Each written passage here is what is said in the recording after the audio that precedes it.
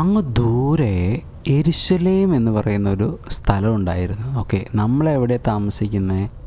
നമ്മൾ ചെന്നൈയിലാണ് താമസിക്കുന്നത്. ഇന്ന് പറഞ്ഞ പോലെ അങ്ങ് ദൂരെ യെരുശലേം എന്ന് പറയുന്ന ഒരു സ്ഥലം ഉണ്ടായിരുന്നു.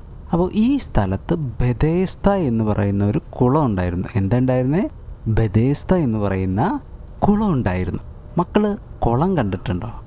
എന്താണ് കുളം? കുളം എന്ന് പറഞ്ഞാൽ കുറേ വെള്ളം ഒരു സ്ഥലത്ത് കൂടിക്കിടക്കുന്ന ഇതിനാണ് നമ്മൾ കുളം എന്ന് പറയുന്നത്. അപ്പോൾ അതിനകത്ത് നിറയെ വെള്ളം ഉണ്ടാവും. ഓക്കെ, അങ്ങനെ വെള്ളം കൂടിക്കിടക്കുന്ന സ്ഥലത്തിനാണ് നമ്മൾ കുളം എന്ന് പറയുന്നത്. അപ്പം ഒരുവിധം താഴ്ച ഉണ്ടാവും. നമ്മളെ ബക്കറ്റ് പോലെ ഒന്നുമല്ല, നല്ല താഴ്ച ഉണ്ടാവും. അപ്പോൾ അങ്ങനെ താഴ്ച ഉണ്ടാവും. ആ താഴ്ചയിൽ അതിനകത്ത് വെള്ളം ഉണ്ടാവും.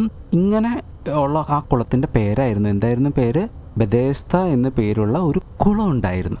ഓക്കെ, ആ കുളത്തിന് പക്ഷേ ഒരു 5 പാർട്ടീഷൻ ഉണ്ടായിരുന്നു. അതിൻ്റെ ചുറ്റും, ഓക്കെ, ഈ കുളത്തിൻ്റെ ചുറ്റും പല അസുഖങ്ങളുള്ള ആൾക്കാരുണ്ടായിരുന്നു. അതായത് കണ്ണ് കാണാത്തവരുണ്ടായിരുന്നു, ചെവി കേൾക്കാത്തവരുണ്ടായിരുന്നു, കാലിന് മുടന്തമുള്ളവരുണ്ടായിരുന്നു, വ്യാധിക്കാരുണ്ടായിരുന്നു, പിന്നെ ചുമയുള്ളവരുണ്ടായിരുന്നു. അങ്ങനെ ഒരു വലിയ കൂട്ടം ആൾക്കാർ ഈ ബെഥേസ്ത കുളത്തിൻ്റെ കരയിലുണ്ടായിരുന്നു. അപ്പോൾ ഇവരിങ്ങനെ കുളത്തിൻ്റെ കരയിൽ നിൽക്കണ എന്തിനാണെന്ന് മോള് ചിന്തിച്ചോ?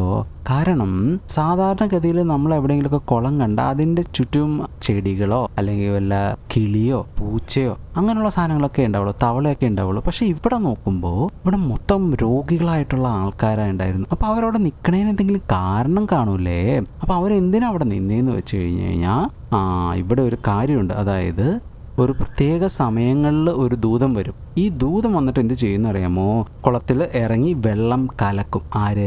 ഈ ഏഞ്ചൽ വന്നിട്ട് കുളത്തിൽ ഇറങ്ങിയിട്ട് ഈ വെള്ളം കലക്കും. അപ്പോൾ ഇങ്ങനെ വെള്ളം കലക്കി കഴിഞ്ഞിട്ട് ആദ്യം ആരാണോ ഇറങ്ങുന്നേ, ഏത് രോഗം പിടിച്ച ആളാണോ ഇറങ്ങുന്നേ, അവർക്ക് സൗഖ്യം വരും, അവരുടെ അസുഖം പോവും. ഓക്കെ, അപ്പോൾ അതാത് സമയത്ത് ഒരു ഏഞ്ചൽ വരും, ഒരു ദൂതം വരും. ദൂതം വന്നിട്ട് ആ കുളത്തിലെ വെള്ളത്തിൽ ഇറങ്ങിയിട്ട് വെള്ളം കലക്കും. നമ്മൾ കുളിക്കാൻ നേരത്ത് വെള്ളം കലക്കില്ലേ, ബക്കറ്റിലേക്ക് വെള്ളം ഇങ്ങനെ കലക്കില്ലേ എന്ന് പറഞ്ഞ പോലെ ഈ ദൂതം വന്നിട്ട് ഈ വെള്ളം കലക്കും. കലക്കി കഴിഞ്ഞിട്ട് ആദ്യം ഇറങ്ങുന്ന ആരാണോ അയാൾക്ക് എന്ത് അസുഖമാണോ ഉള്ളത് ആ അസുഖം മാറിക്കിട്ടും. ഓക്കെ, ആ രോഗം മാറിക്കിട്ടും.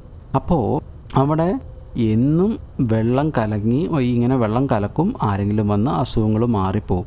അപ്പോൾ ഇതേപോലെ അവിടെ ഇങ്ങനെ രക്ഷപ്പെടാൻ വേണ്ടി ഒത്തിരി പേരുണ്ടായിരുന്നതിൽ ഒരാളുണ്ടായിരുന്നു. ഓക്കെ, ആ മനുഷ്യൻ അവിടെ 38 വർഷമായിട്ട്, 38 എന്നൊക്കെ പറഞ്ഞാൽ ഒത്തിരി വർഷമുണ്ട്. മക്കൾക്ക് ഇപ്പോൾ എത്ര വയസ്സായിട്ടുണ്ട്?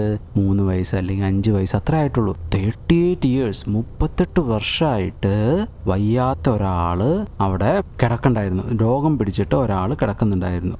ഓക്കെ, അപ്പോൾ എന്നും ദൂതം വരും, ദൂതം കലക്കും. കലക്കുന്ന സമയത്ത് ഇയാൾ എഴുന്നേറ്റ് ചെല്ലുമ്പോഴത്തേക്കും വേറെ ആരെങ്കിലും ഇറങ്ങിയിട്ടുണ്ടാവും. അപ്പോൾ ഒറ്റ തവണ പോലും ഈ കഴിഞ്ഞ 38 വർഷത്തിലും ഈ വ്യക്തിക്ക് രോഗം മാറാൻ പറ്റണില്ല. ഓക്കെ, രോഗം മാറുന്നേ ഇല്ല. അപ്പോൾ അങ്ങനെ ഇരിക്കുന്ന സമയത്ത് ഒരിക്കൽ യേശു കർത്താവ് ആ വഴി വന്നു.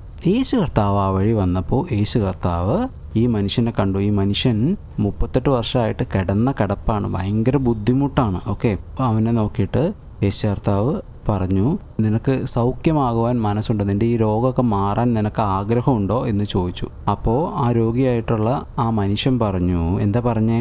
യജമാനെ, വെള്ളം ആരെങ്കിലും വന്ന് കലക്കും, ഞാൻ ഇറങ്ങാമെന്ന് വിചാരിക്കും, അപ്പത്തേക്കും ആരെങ്കിലും വന്ന് ഇറങ്ങും, ഞാനങ്ങനെ എനിക്ക് ഈ രോഗം മാറാൻ പറ്റാത്ത അവസ്ഥയിൽ ഞാനിങ്ങനെ കിടക്കും. അതാണ് സംഭവിച്ചുകൊണ്ടിരിക്കുന്നത്. ഇത് കേട്ടപ്പോൾ യേശു കർത്താവ് പറഞ്ഞു, നീ വേഗം എഴുന്നേറ്റിട്ട് നിന്റെ കിടക്ക, അവൻ കിടന്ന ആ കിടക്ക എടുത്ത് നടക്കാൻ പറഞ്ഞു. ഓക്കെ, ഇത് യേശു കർത്താവ് പറഞ്ഞപ്പോഴത്തേക്കും ആ മനുഷ്യൻ കിടക്ക എടുത്തിട്ട് നടന്നു. അപ്പോൾ അങ്ങനെ യേശു കർത്താവ് ആ പക്ഷാഘാതക്കാരനായ വയ്യാത്ത ആളെ യേശു കർത്താവ് രക്ഷിച്ചു. അപ്പോൾ ജസ്റ്റ് ഒരു വാക്ക് പറഞ്ഞപ്പോഴത്തേക്കും അയാൾ അതനുസരിച്ച് ചെയ്തു. അപ്പോൾ അതുകൊണ്ട് നമ്മുടെ ജീവിതത്തിൽ ദൈവം നമ്മളോട് ചെയ്യാൻ പറഞ്ഞിരിക്കുന്ന കാര്യങ്ങൾ നമ്മൾ അനുസരിക്കുമ്പോൾ നമുക്ക് നല്ല കാര്യങ്ങൾ ദൈവം തരും. ഓക്കെ, അങ്ങനെ അനുസരിക്കുമ്പോൾ ദൈവം നമ്മളെ ഒത്തിരി സ്നേഹിക്കും.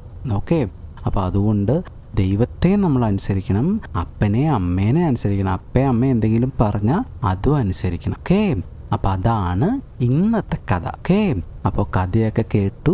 ഇനി നല്ല സ്വപ്നം കണ്ട് സുഖമായിട്ട് കിടന്നുറങ്ങാം. നാളെ അടുത്ത കഥ നമുക്ക് കേൾക്കാം. Okay, bye, good night, sweet dreams.